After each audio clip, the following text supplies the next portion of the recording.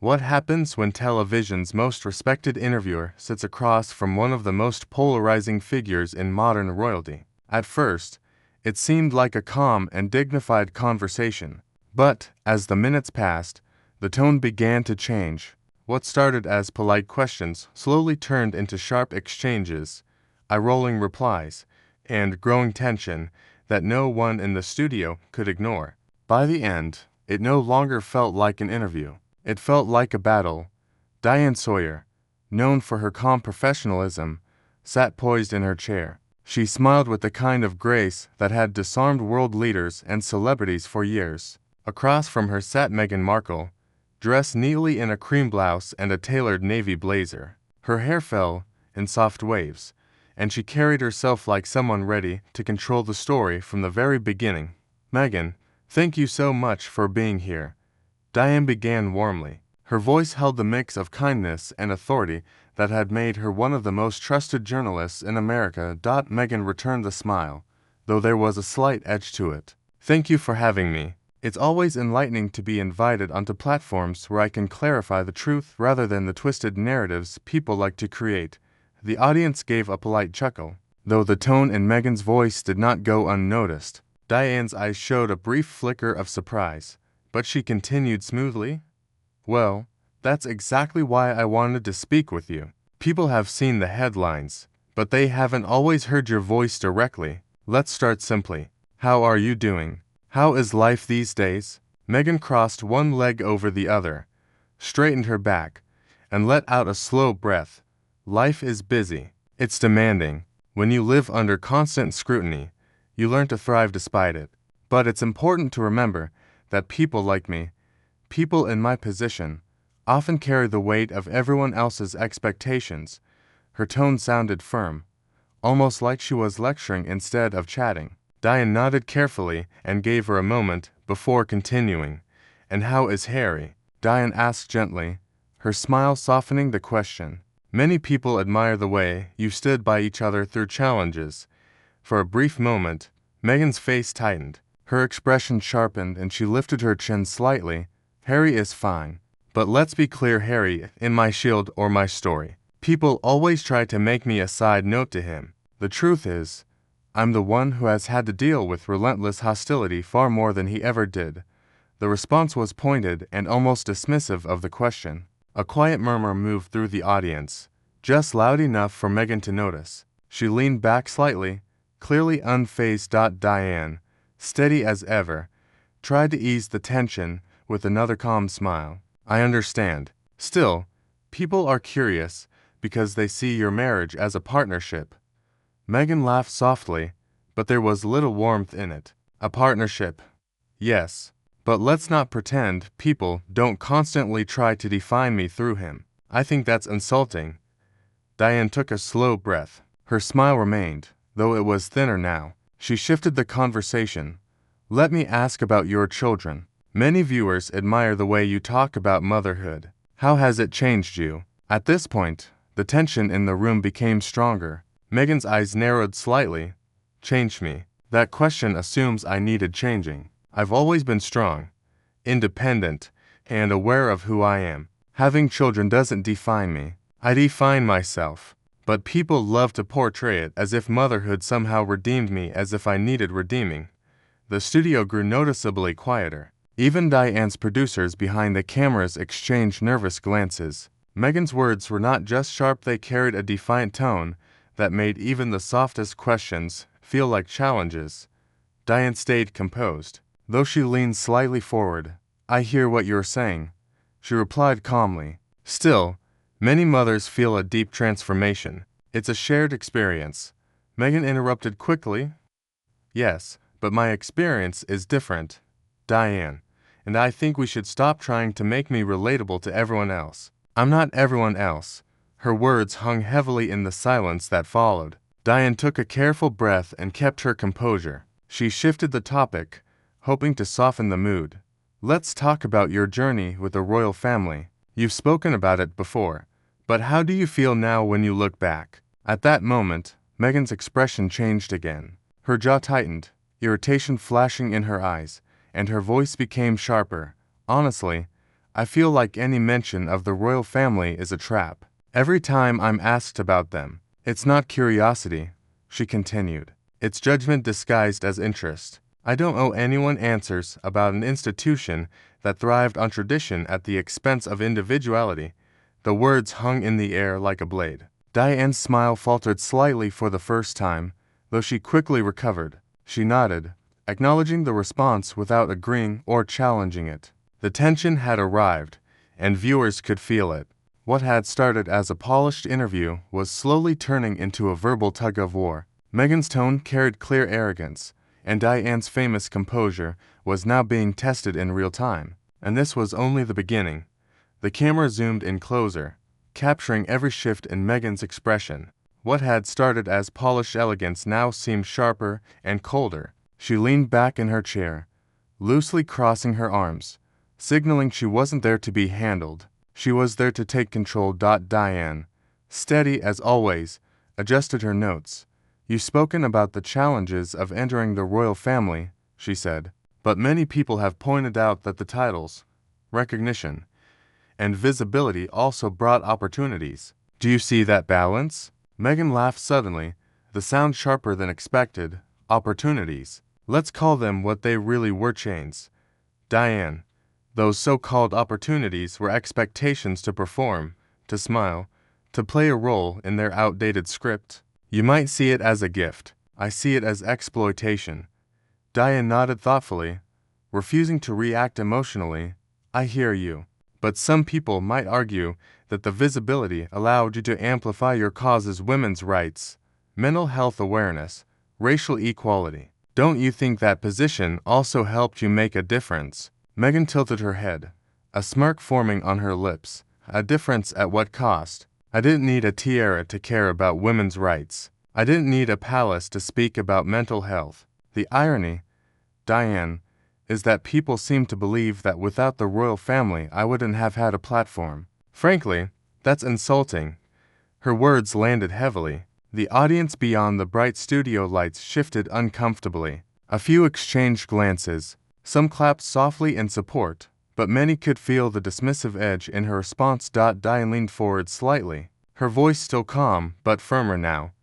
"I don't think anyone would deny your talent or your passion, but visibility is powerful, and whether you intended it or not, being part of the monarchy placed your voice on a global stage." Meghan's eyes narrowed. "Elevated by whose standards? I was already making a difference before any of them knew my name. It's time people stopped acting like I should be grateful for being tolerated by an institution that didn't even want me there." There it was, the sting. Diane's calm wavered for a brief moment. She slowly straightened her papers, buying herself a second to regroup. She had interviewed presidents, dictators, and movie stars during scandals, but Meghan's defensiveness carried a unique intensity. Switching direction, Diane tried a lighter topic. "Let's talk about your Netflix series. The first season was very successful. There have been reports, rumors, really, that you requested a larger budget and more creative control for the next season. Can you comment on that?" Meghan's eyebrows lifted, and a cool smile appeared. "Rumors, that's your word, not mine. But let me be clear. When you're creating content that reshapes narratives, you don't ask for permission. You set the terms. If people want my voice, they have to understand it comes at a premium. Quality, and free." Diane. The remark sent a ripple through the room. A few people in the audience gasped quietly. Diane remained composed and kept her tone light. "I understand that perspective, but some critics have described it as being demanding." Meghan responded immediately, "Demanding or refusing to settle for less than I deserve. It's funny how women with standards are called difficult, while men with the same standards are called leaders. Don't you find that interesting?" Diane. Her voice now sounded almost like a lecture, as if she were delivering statements rather than answering questions. Diane folded her hands calmly. "That's a fair point about double standards," she said. "But let me ask a little further. Do you think some of the backlash might be less about gender and more about perception? Perhaps the public feels disconnected when statements about privacy and peace are paired with very public deals and productions." The atmosphere cooled instantly. Meghan's smile disappeared, replaced by a cold glare. Perception is a lazy word. People believe whatever tabloids and journalists. She let the word hang in the air. Tell them to believe. Privacy doesn't mean silence. Diane, privacy means I decide what to share, when I share it, and how. That's power. And yes, I've earned it. Her tone sounded condescending, almost daring Diane to challenge her. The silence stretched tight. In the control room, producers whispered urgently into their headsets, debating whether to cut to a commercial break. But Diane raised a subtle hand toward the floor manager. Not yet. She wanted the moment to continue. The veteran journalist smiled again, though this time there was steel beneath it.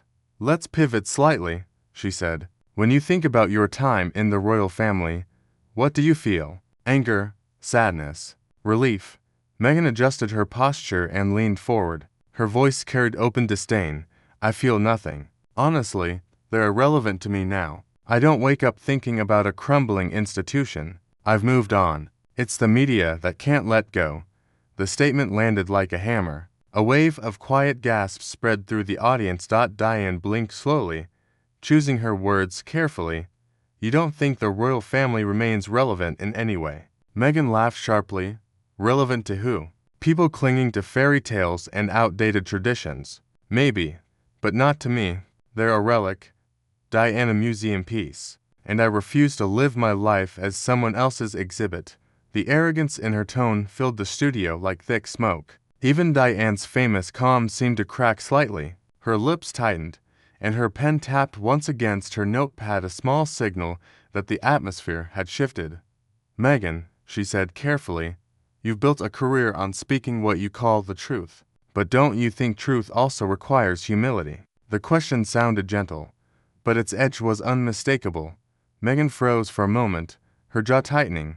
Humility, she repeated with a scoff. It's interesting how people demand humility only from those who dare to stand tall. I've bowed enough in my life. I won't do it here. The words struck like thunder. The audience leaned forward, caught between fascination and discomfort. Diane, carrying decades of patience, inhaled slowly. She gave a small nod to herself, as if acknowledging privately that the storm had fully arrived. The polite opening of the interview was long gone. The battle lines were clear now. Meghan's arrogance was no longer subtle. It was open and unrestrained, and the patience of one of television's most respected journalists was wearing dangerously thin. As the cameras kept rolling, everyone in the studio sensed that something explosive was coming. The studio fell quiet except for the soft hum of the cameras.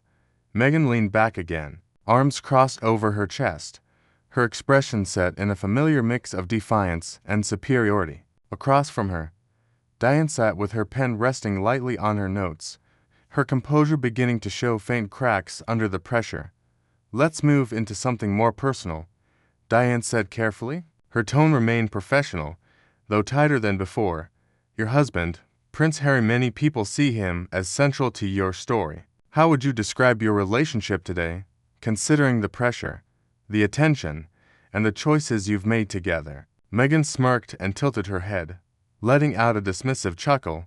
Harry and I don't need to prove anything to anyone. Our marriage isn't a public soap opera for the media to dissect or reduce to sound bites. Honestly, it's insulting that you even frame it that way.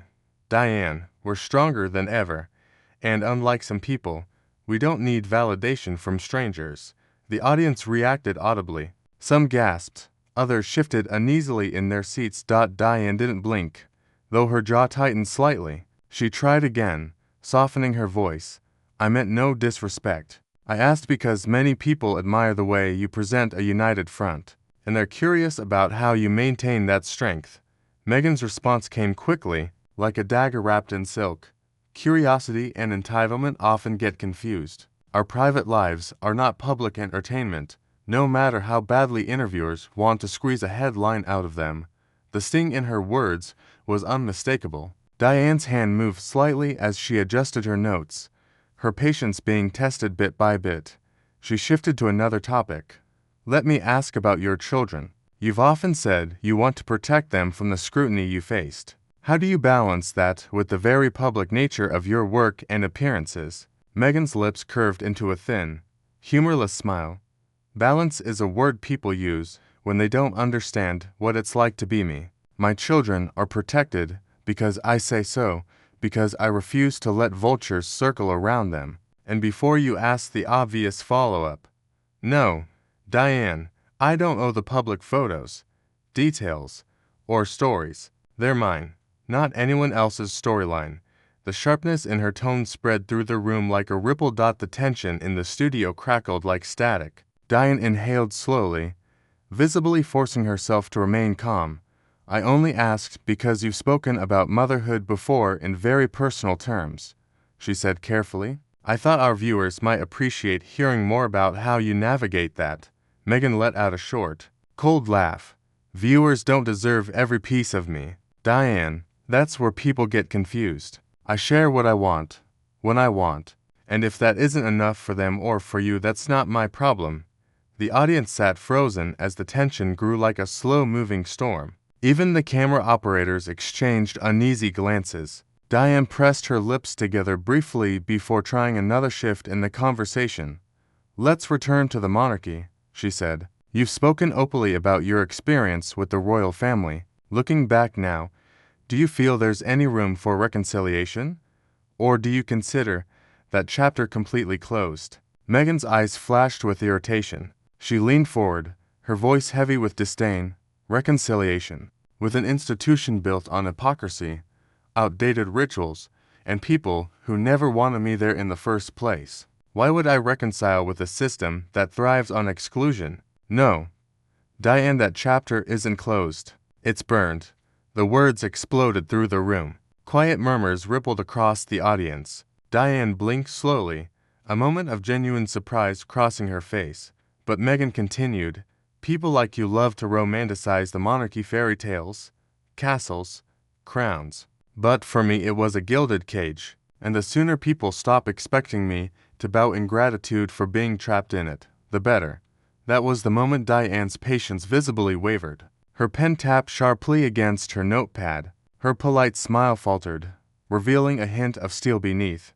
Meghan, she said evenly, it's important to remember that while the monarchy has its flaws, it also gave you a platform that amplified your voice globally. Don't you think there's at least some acknowledgement owed for that? Meghan scoffed, irritation rising in her voice. Acknowledgement? I owe them nothing. If anything, they owe me for putting up with their nonsense as long as I did. I built myself long before I ever walked into that palace. Harry may have been born into it, but I brought the authenticity. Without me, they'd still be just another tired royal family trying to stay relevant. The audience gasped again, louder this time. Diane's face hardened, though her voice remained controlled. That's a bold statement. It's the truth. Meghan shot back, now openly combative. People just can't handle it when a woman, especially a woman like me, dares to say it. The air in the studio felt electric, thick with tension. Diane leaned forward slightly, her legendary composure beginning to fray. Her voice was still measured, but now it carried a sharper edge. Meghan, I've interviewed presidents, activists, and even survivors of war. I've seen strength expressed through humility, grace, and perseverance. What I'm seeing right now feels less like strength and more like arrogance. Do you see how that might come across? Meghan's jaw tightened, and her smirk returned with a trace of venom. Arrogance is just a word people use when they can't handle confidence. I refuse to apologize for knowing my worth. Diane, maybe that makes some people uncomfortable, but that's their problem, not mine. The silence that followed was deafening. Diane's eyes narrowed slightly, and the camera caught the moment a small flash of fire that suggested a breaking point was approaching. In the control room. Producers leaned forward, whispering urgently, she's pushing her. She's really pushing her. Meghan leaned back with a look of satisfaction, as if she had won some invisible contest. Across from her, Diane slowly adjusted her notes one final time, her composure hanging by a thread. The audience could feel it. The veteran journalist was close to snapping, and when she did, everyone knew the fallout would be unforgettable. The cameras continued to roll under the bright studio lights. Meghan shifted in her seat, chin raised high, arms still crossed like a queen on a throne. Every line of her posture projected defiance, as if she believed she was untouchable. Diane Sawyer sat silently across from her, the weight of decades of professional composure acting like a shield. But even that shield was beginning to crack. The silence stretched, long and almost unbearable. Finally, Diane leaned forward. Her voice was low, deliberate, and sharper than it had been at any point in the interview. "Meghan, I've given you the space to tell your story. I've listened as you dismissed, deflected, and spoke down to me and to this audience. But let me be clear, this isn't strength. This isn't authenticity. This is arrogance. And frankly, it's unbecoming." The audience froze. In the control room, gasps and frantic whispers broke out. Meghan blinked, her composure wavering for the first time that morning. "Excuse me," she said, her voice turning colder. But Diane didn't pause. "You've spoken about privacy while stepping into the spotlight. You've rejected the monarchy while benefiting from the visibility it gave you. You've demanded control while mocking anyone who questions you. And through it all, you've treated this conversation, me, and the people watching at home, with contempt." She paused only briefly. "Enough is enough." Whispers spread across the studio as the tension became almost unbearable. Meghan's mouth opened slightly before snapping shut, her eyes flashing with anger. "You have no right." "I have every right," Diane interrupted, her tone sharp. "I've sat across from leaders and survivors who have shown more humility in 5 minutes than you've shown in this entire hour. You talk about power, Meghan, but power without grace is just ego. And that's what you've shown today." Meghan leaned forward, breathing faster, her voice shaking with anger. "You don't know me. You don't know what I've endured, and yet here you are," Diane replied steadily, cutting her off, "presenting yourself as the only victim while dismissing everyone else's truth. Let me remind you, without Harry, without the royal family, without the platform you claim to despise, you wouldn't be sitting in this chair today." The words struck like thunder. The audience gasped loudly. Meghan's face turned red, her lips trembling as if searching for a response. But for the first time, none came. Diane continued, her voice firm and final. "You came here today, and instead of showing grace, you showed condescension. Instead of engaging in conversation, you lectured. And instead of respect, you offered contempt. This program cannot continue in that way, especially if it becomes your personal stage."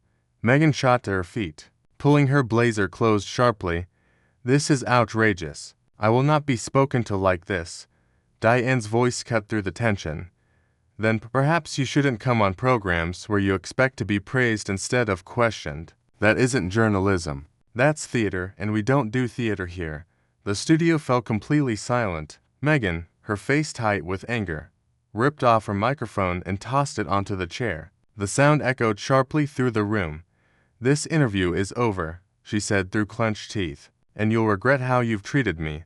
Without another word, she turned and stormed off the stage, her heels striking the floor with sharp clicks. The cameras captured every second until she disappeared behind the curtain.